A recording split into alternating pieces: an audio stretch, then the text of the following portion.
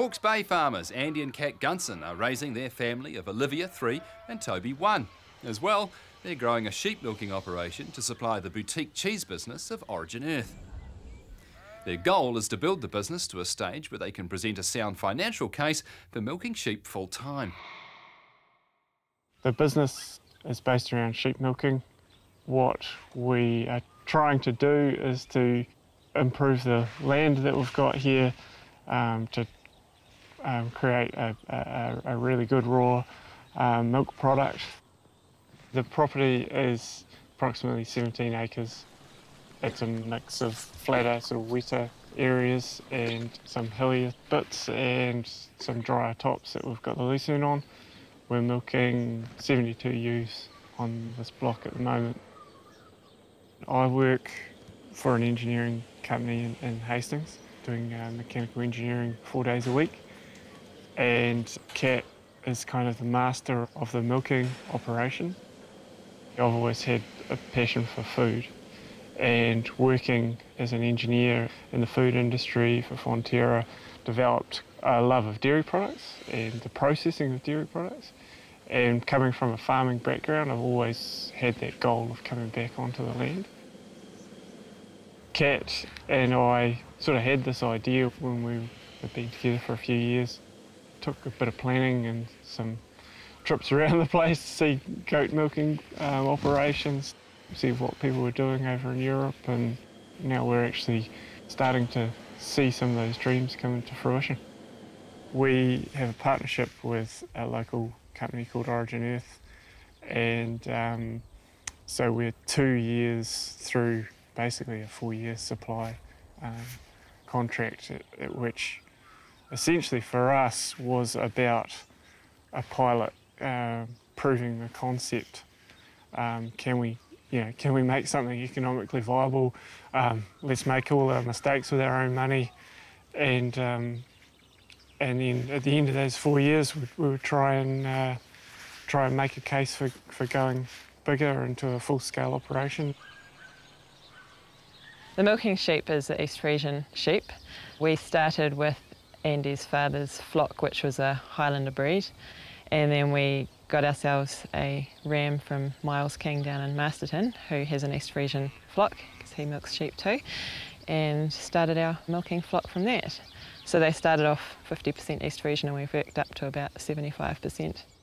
We do have our replacements down at the runoff block at Crownthorpe, so we'll keep about 50 or 60 of those, and we'll go through our milking flock and just see who produces the most amount of milk and has a reasonable lactation length.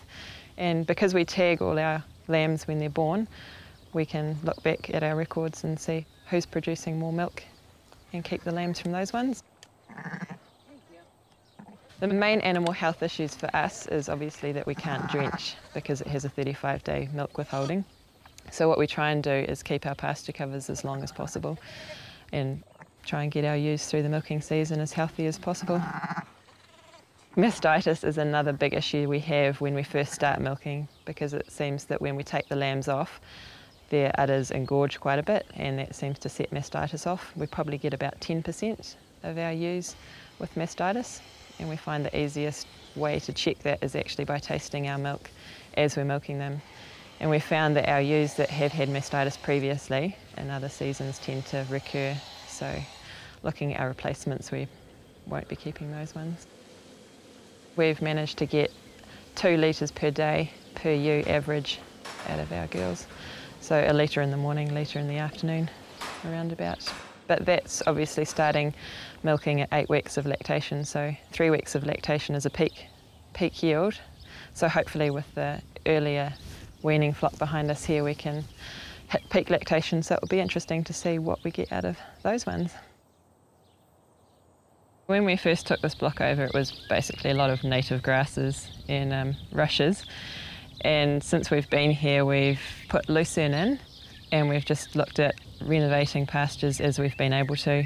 So we've tried things like adding plantain in, we've done crops like rape and put swedes in for wintering. So we've done a lot of playing around with different crops and different forages, and now we're aiming to really head to a single forage or mixed forages that we can keep our milking ewes eating the same kind of diet. When the pasture's in good quality and in spring, we get much better milk out of our ewes. So that's been one of the reasons for doing lots of renovation as we can. So good feed in, good milk out.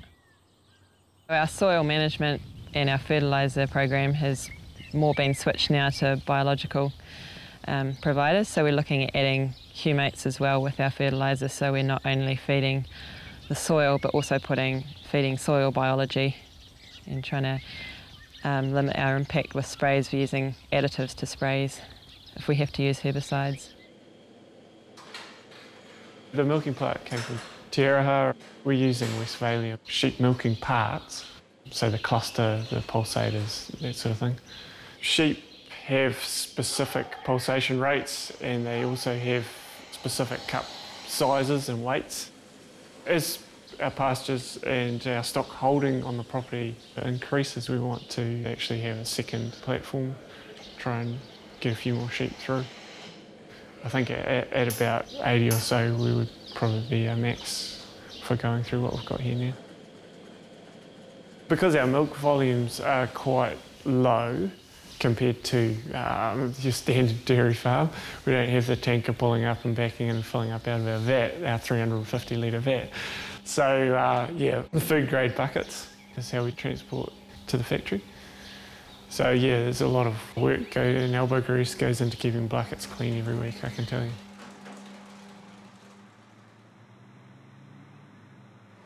It's really nice for Kat and I to be able to follow the milk basically from the things we're doing on our property with improving pasture, improving the soil biology, right through to the milk and seeing the milk production increasing, seeing the quality of the milk getting better, to then seeing some really neat products coming out of the factory, and also to be able to help and provide advice and things with the actual manufacturing side is really killing two birds with one stone for us. I think Kat and I would both like to become more involved, especially at the point where we need to make a decision about how we grow from our small 17-acre block up to something more economical. At that stage, it's going to become quite important that we have some pretty tight ties to the Origin Earth business.